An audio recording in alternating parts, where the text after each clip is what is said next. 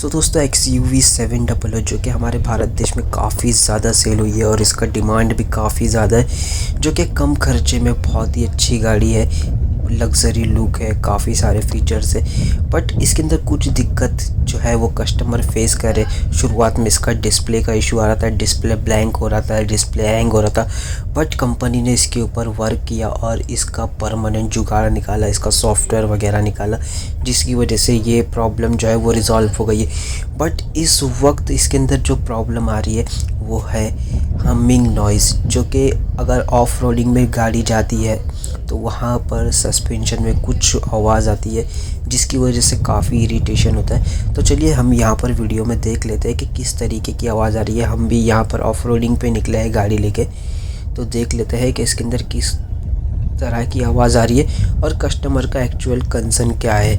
जो कि हमारे पास 2 से 3 गाड़ी आ चुकी है जिसमें सेम कंसर्न है, तो यहाँ पर देख लेते हैं कि इसके अंदर कंसर्न क्या है।